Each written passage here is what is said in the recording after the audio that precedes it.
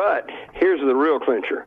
Why, they've argued back and forth about the Confederate flag for years. Why is there suddenly this push right at this moment? Well, I'm going to tell you, folks, it's to get your mind off the Trans-Pacific Partnership that your traitorous senators passed, okay, while everybody's concentrating on the flag. They're supposed to be Republicans. They're supposed to be Republicans. Really? Well, they're corporatists is what they are. And what do I mean by that? Well, here's what I mean by that. Benito Mussolini, the Italian dictator in World War II, had these black-shirted fascistas, okay? And he started street fights and then came to power, just like the National Socialists, the Nazis, did in Germany. And so the term came about, fascism. All right, and fascism is still pretty much generally defined as the blending of state and corporate power. Uh-huh. All right, so but Mussolini himself said, well, really, fascism is not the correct term. It is more correctly corporatism, rule by the corporations. All right, so there you go. Now, in fascist Italy and in Nazi Germany, it was the political state that gained control over the corporations, and it was that combination that created fascism. In today, in modern America, the corporations have bought, stolen, and gained control over the state. The end result's the same, fascism. That's what we have today. And just like the fascists of Italy and Germany, they preach intolerance.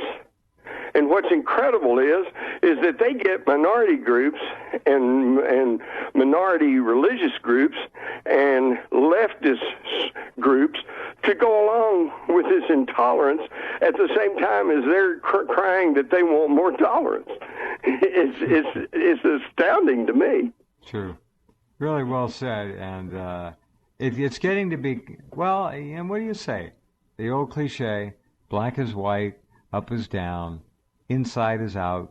It's just crazy. That's right. It's getting to be crazy. Well, it's Orwellian, peace is war. Of course. Let's kill you so we freedom can is slavery. No, we'll kill you so you can have a democracy and be happier. That's right. That's exactly right. The whole thing's just nuts, and what gets me is I can't get too upset about some of these leaders because that's what they've done all through history is find all kinds of buttons to push to get the people to blindly follow them. Easy so that's just kind of what they do, you know. But what really gets me is the people who fall for this stuff. What's the matter with people? When I see these films of Nuremberg Stadium filled with about 1 million Germans, and they're all going, Sieg, Sieg. What's that tell you? And there was a dream, and those people captured the dream in their minds and hearts, and they believed, because they had been crushed and just denigrated beyond all measure with the Treaty of Versailles. Right. And you can't abuse people like that. But just think about it. If all those Germans and when Hitler got up and started ranting and screaming and waving his fist, if they just said, well, this guy's nuts, and turned around and walked off, none of that World War II, Holocaust, none of that would have happened. Because there's no leader in history who's been able to do anything on their own. Yeah. They've got to have a following.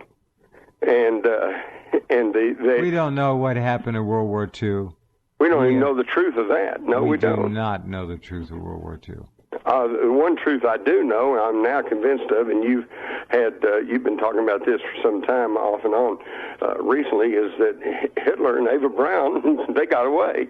Oh, yeah. Yeah, they lived. In fact, Eva Braun died just apparently a few years ago. Hitler and Eva went to Argentina, first to Bariloche, and then to Cordova, and then to one other place where he did die in 1962, I believe, or 62. I think it was 62. And it is said that he's buried down there. Now, there's another story I ran across of a woman aviator, not Hannah Reich, another one, Anna Kleischmer or something.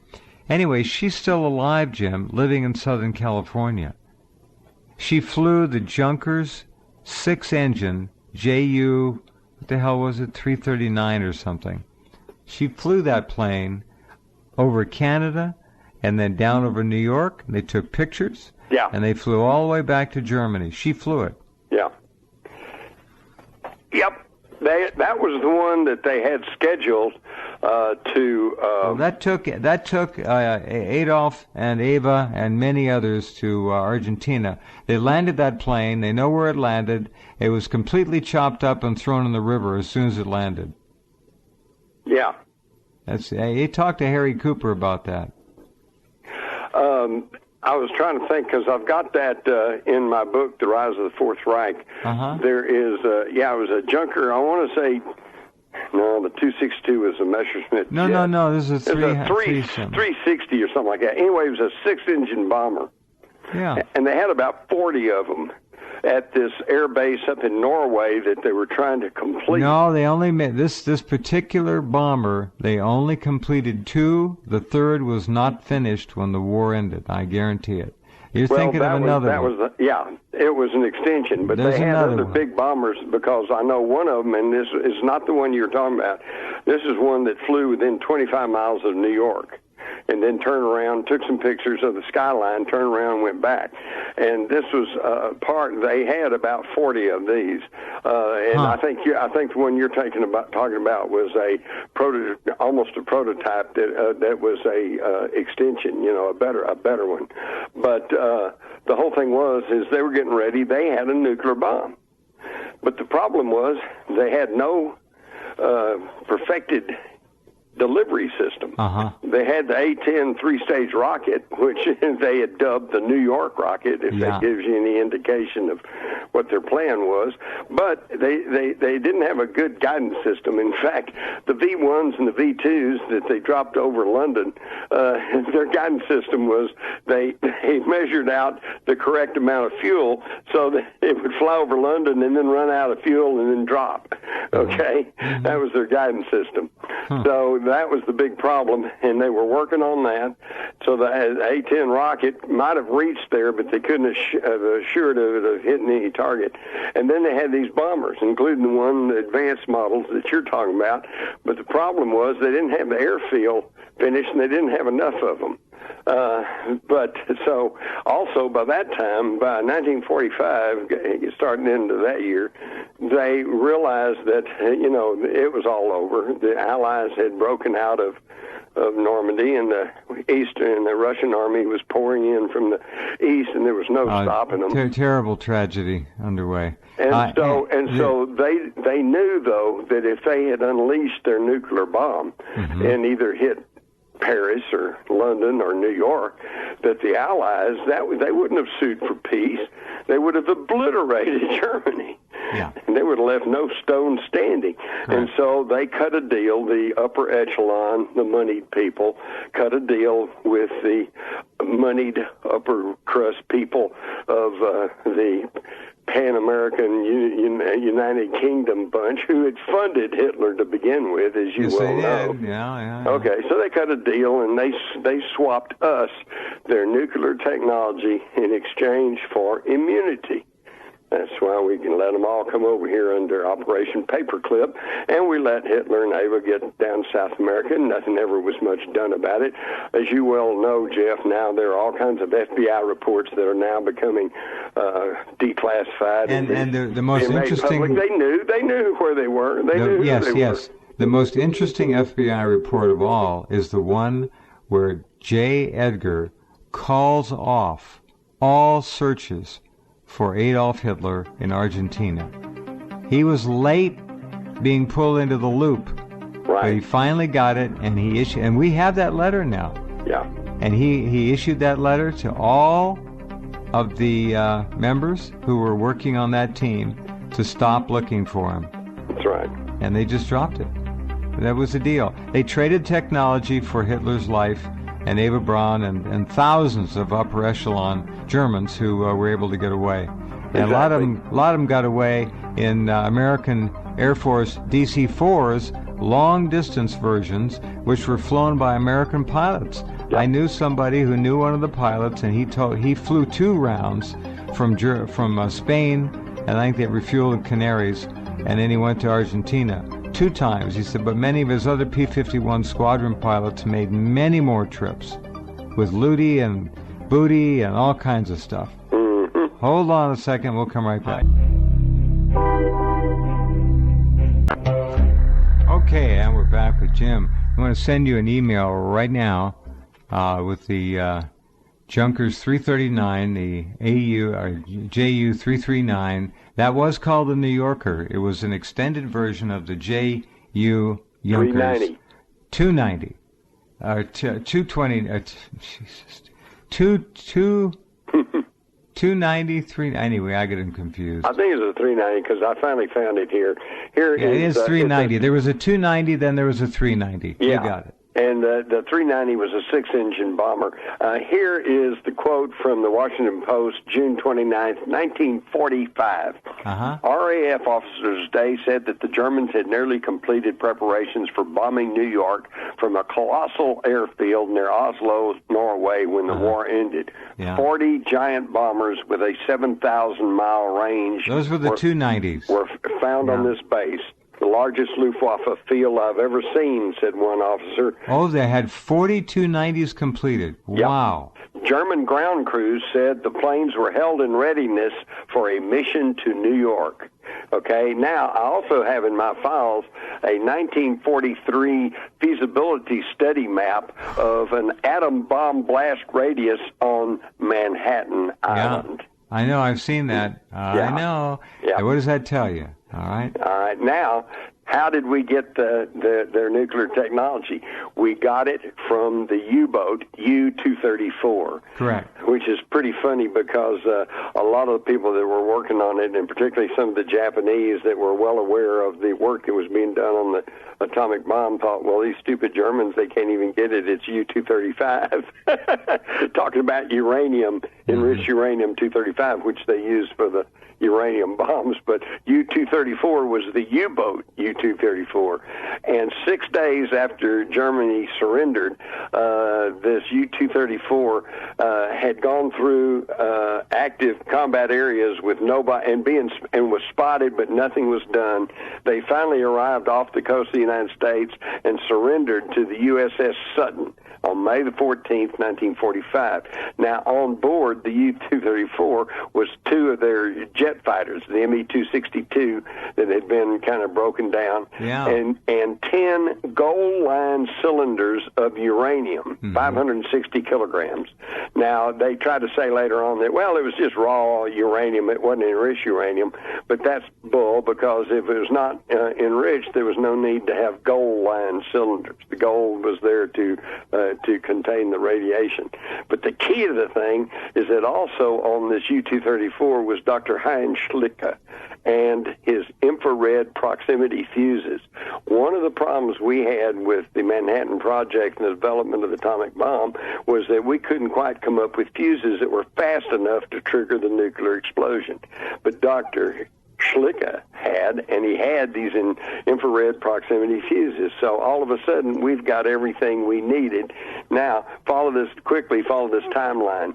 So in early 1945, Roosevelt was told that we had only enriched enough uranium for 1 atomic bomb, and of course we had to test it. But then on May the 14th, 1945, the U-234 is taken into captivity, and we've suddenly got 560 kilograms of enriched uranium. Okay, on July, just about a month later, July the 16th, they finally set off the first atomic bomb at the Trinity site in Alamogordo, New Mexico, and it worked. That very day, the USS Indianapolis departs San Francisco, and on July the 26th, 10 days later, they arrived at Tinian, the island, the closest bombing base we had to Japan. And then about a week later, on August the 6th, the Enola Gay takes off from Tinian and bombs Hiroshima with an uranium bomb. And then, less than a week later, they bombed Nagasaki with a uranium bomb. All right, how did we suddenly get all this uranium? We got it from the Germans and the Nazis. That was the swap. So see, folks, if you don't know history, you're doomed to repeat it, and the victors can tell you any little cover story they want. Absolutely, and they do. And they do. Oh, they make it up on the fly any way they want to make it up. I can get you Marlene Dietrich's sunglasses if you want. Mm. Well, she was one of those Bruce Jenner types early on. Falling in love again. What am I to do? Oh, you're very good. Hey, that was my Marlene Dietrich imitation. No, that was good. That was no imitation. That was good. All right. By the way, before we run out of time or you start hitting me with some musical tune, my new book, Population Control, How Corporate Owners Are Killing Us, is now out, available. Everybody needs to get it because, folks, this goes beyond revelations or politics or philosophical. This is self-defense. If you don't find out what they're doing to you and your family and your kids, I got it right here. You got it. Good. Right here. Good. All right, I'll be right back. I gotta actually run outside for a minute to the studio limousine and pick something up. I'll be right back. Okay, are we back? I hope so. Oh, yeah. Well, and by the way, I thank you for sending me this. I had not seen this article about the most dangerous photo recon mission of World War II. But, yes, indeed, it was a Junkers 390, the six-engine plane, flown by Anna Kreisling. Or she was the co-pilot. And she was a little tiny thing. Yeah. Hey, this was into August 1943, and they came in over Canada and photographed heavy industrial plants in Michigan, and then went on to New York. Yeah. And it was over New York that they got spotted, but they flew out over the Atlantic and lost any pursuers. And I am now convinced because that bomb radius study by the Luftwaffe was in the fall of 1943, and so I'll bet you anything it was based on the photographs that Anna and her pilot took. I completely agree. See, this is an unknown. Hannah Reich was the one who everybody knew. She's the most famous one. Yeah, but this gal was a little bitsy thing and tough as nails. Tough as nails. Yeah, that's why they nicknamed her the White Wolf of the Luftwaffe. That's right. Because she had apparently frosty blonde hair and these penetrating blue eyes. Amazing stuff. Yeah, and I was reading the article. It's really fascinating. She was trying to take off, and an American tank showed up, and she stopped and got out, and they thought she was a movie star, but they took her back to the base, and let me see here. Is this true? Take your time. This is fascinating. Yeah, it is. It's great. Okay, Todd, do me a favor. Turn me down so I can cue up a little piece of music. Keep talking, Jim. Turn me down, Todd.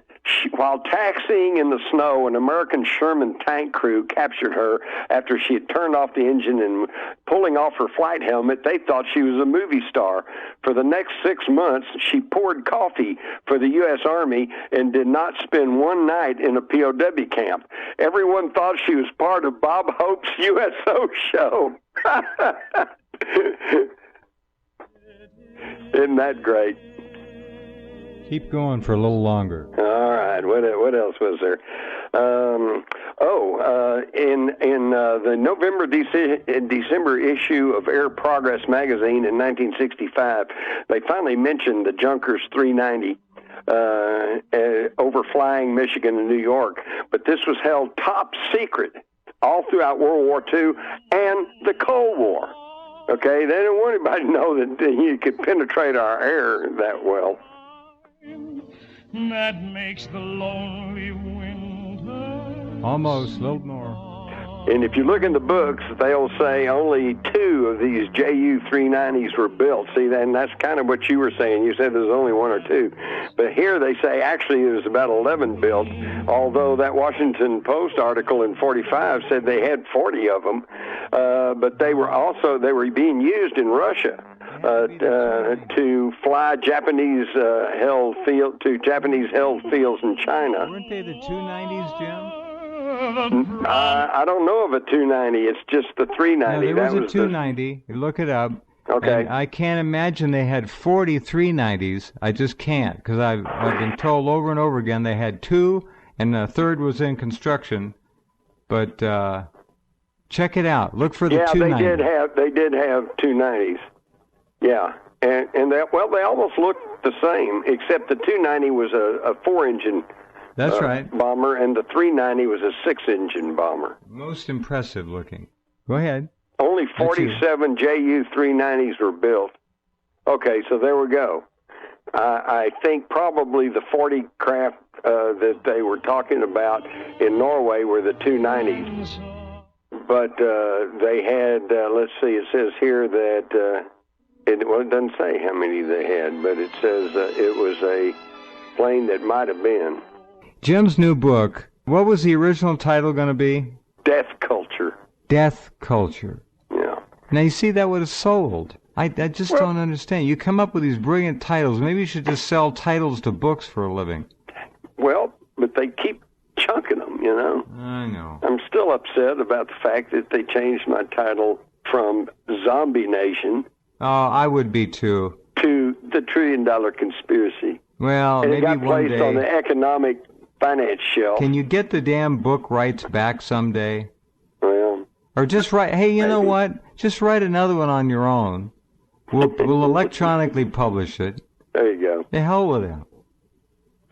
That well, Zombie Nation. It's getting more and more easy to do that. You ought to. Oh, it's with ridiculous. Now with publishing on demand, and you can build the thing in your computer. You self-publish. You could also put video to it. Put it up on Amazon, and then the only thing you're lacking is just publicity. You can put video to it too, and just say that copyright the title, keep it. It's perfect. Perfect. All right. What kills me is this was like 2000.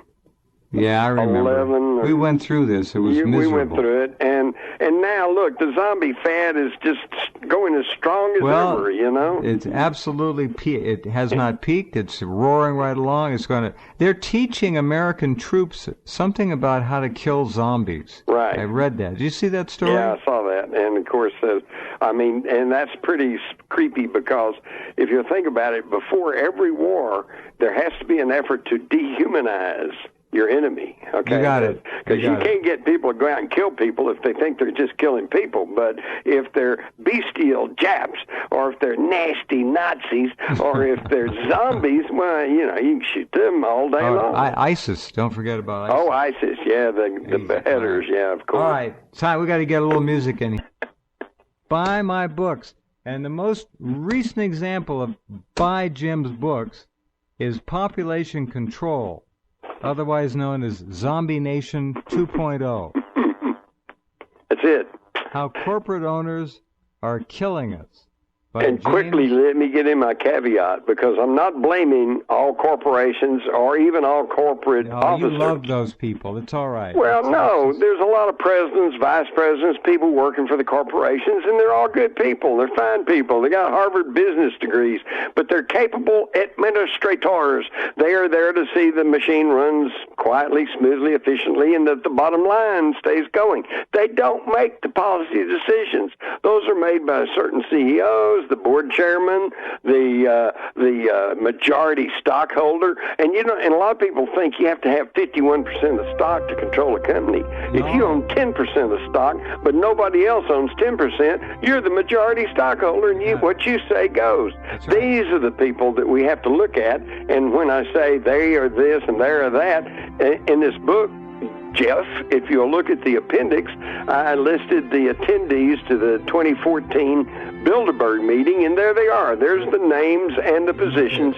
of these people, and not all of them, but within those folks, you're going to find people who are trying to decimate the world's population. It seems to me that more of the participants of this year's Bilderberg were CEOs than I've seen before. They used to have names, kind of like celebrity types would be there. And right. Now they got a lot, it's corporate, a lot of corporate stuff. Well, that's because, as I mentioned earlier in the show, we're now a corporatocracy, You're one of the few people that can pronounce that word beside me. Well, who's beside you anyway? Let me look around. There's nobody in here. There you go. So it happens when you live alone. But there's the list. They're real people with real names and real positions, and we need to figure out who they are, what they're doing, and so we can protect ourselves. The nice thing about Jim's books, and I don't know how he does it because they don't publish them real quickly. It takes time. Now, he has the mind that allows him to look forward and anticipate what's going to be current, relevant, and hot when the book hits the stand. And he's got the Bilderberg. The whole lineup is right here. When did this book first get turned in, so to speak, tomorrow? No, are you kidding me? It was last year, early fall. All right, a year ago. William Morrow. And I was talking about mass shooters on psychiatric drugs. I was talking about militarization of the police. I'm talking about the fracking. All of these are now big controversies. Yeah, and the book is I saw them coming. Population Control. Yeah. Jeez. So you need to get this book so you can defend yourself and your family. You read this, and it's the nice thing about it is let me how many pages? 355 pages about.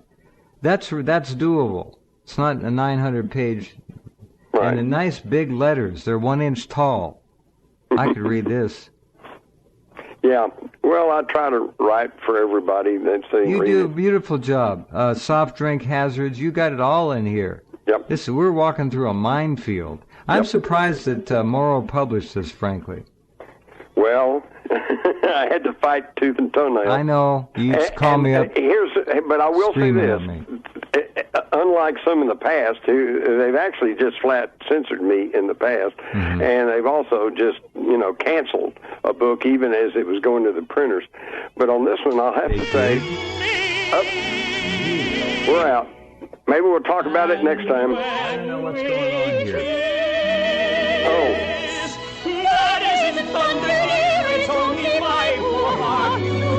How'd that woman get in there? I was alone here too. I shouldn't. How'd that woman over there get in the corner singing. I don't know what the hell she's doing. Anyway, listen. Congratulations on the. I want to. We don't have time to get into this, but remind me next time. I want to tell you about the White House chef who served both the Bush family and the Clinton family, and is on the record as saying that, see, they don't eat the same thing we do. They eat only nutritious foods and organic foods. They even had a garden on the roof of the White House. Is that true? Yeah, and so he came out and says this, and then, oh my gosh, just a few weeks ago, they found his body off a hiking trail, said I guess he tripped and drowned. So what's that? Oh, man. How many bodies does that make in the wake of the Clinton Well, let me tell you. Political just about 8 weeks ago, this was almost a body, a dead one. Yes. And I'm very lucky. They're making their moves. They are killing people, and I have to be, I just, when you're in a wreck, Jim, and there are eyewitnesses, and they're standing there watching, and you're dead in the car for all they can tell, and a pickup truck with two guys comes racing up before the fire trucks get there. Two guys jump out, go right into your car through the broken glass and the doors busted open, and start looking for something. And then when the fire trucks just about are to arrive, they pull back, jump in their truck, and take off. What does that tell you? Well, what do you think they could have been looking for? You're kind of like me. If you know something, you tell it over the air. They were looking for a part of the operation. Ah, the part that could, They can shut your brain off. Probably a little device. They're looking for something. Anyway. Many moons ago, I would accuse you of being paranoid, but what I have found out is just because you're paranoid doesn't mean they're not after you. That's great. All right, we'll talk. You take care. Thanks, Adios, Jim. My friend. Good night. All right, that's our program tonight. We're going to take a little break here and carry on with a rerun of this program. So if you're just joining us, enjoy. And the network runs 24 hours a day. And we're adding more people, by the way. Really, really interesting people. So stay tuned.